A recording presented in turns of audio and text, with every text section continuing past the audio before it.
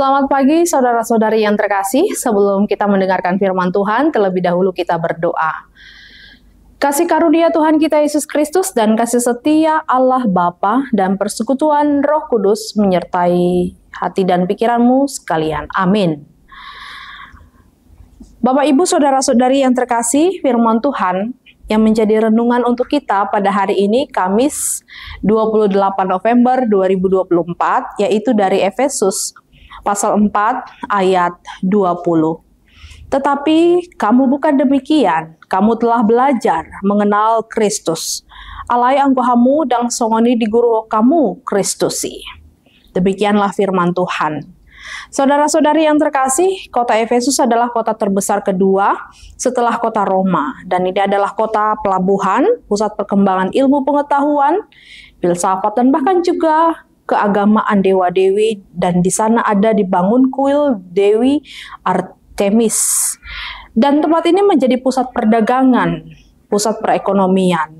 Sehingga hal ini semua membuat kehidupan orang pada masa itu dapat mudah jatuh kepada keinginan-keinginan hawa nafsu atau kedagingan. Keadaan ini juga akan mempengaruhi iman jemaat yang percaya kepada Yesus Kristus pada masa itu, membuat mereka rentan jatuh kepada penyembahan berhala atau melakukan keinginan daging seperti yang dikatakan dalam ayat 25, berdusta, ayat 28, mencuri. Ungkapan atau kata-kata yang keluar, terjadi perselisihan, jemaat kurang memperhatikan sesama, tidak ada lagi sikap hidup saling mengasihi, ayat 31.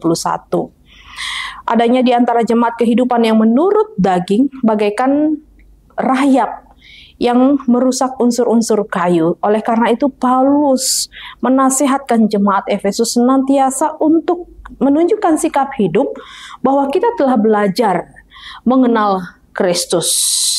Bukan lagi orang-orang yang hidup dalam kedagingan. Bagaimanakah belajar mengenal Kristus? Sikap hidup yang harus mereka tunjukkan yaitu berdoa. Saling mendoakan seperti Paulus walaupun ada dalam penjara tidak menjadi suatu penghambat untuk dia berdoa, menyembah Allah dan mendoakan setiap orang. Terlebih yang percaya kepada Yesus Kristus. Dalam situasi yang menyakitkan sekalipun dia tetap berdoa. Yang kedua, Paulus menyerukan agar jemaat itu saling mempertahankan persaudaraan demi menjaga keutuhan kesatuan sebagai tubuh Kristus. Memelihara kesatuan roh oleh ikatan damai sejahtera, satu tubuh, satu roh, sebagaimana kita dipanggil menjadi satu pengharapan, satu Tuhan, satu iman, dan satu baptisan. Layaknya seperti moto bangsa kita, Bhinneka Tunggal Ika, artinya biarpun berbeda-beda tetap satu jua. Beragam-ragam suku, budaya, bahasa, ataupun agama dan pemikiran, namun kita harus tetap satu. Demikianlah kita, walaupun ada banyak perbedaan dalam kehidupan kita, latar belakang, bahasa, tapi kita harus tetap satu di dalam Tuhan sebagai saudara, karena kita adalah tubuh Kristus.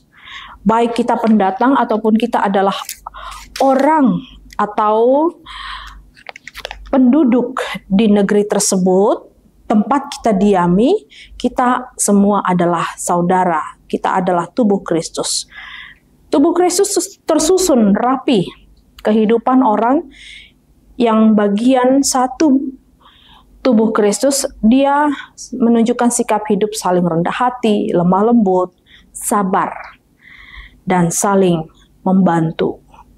Dia tidak suka suatu sikap yang menyatakan atau menunjukkan kesombongan, bertengkar, emosi, atau mengadakan perpecahan, tapi dia selalu lemah lembut, layaknya angin sejuk, menyejukkan orang yang mengalami kelelahan atau kepenatan dalam hidupnya, atau layaknya obat mujarab terhadap penyakit yang ada dalam tubuh. Seperti itulah sikap lemah lembut manfaatnya.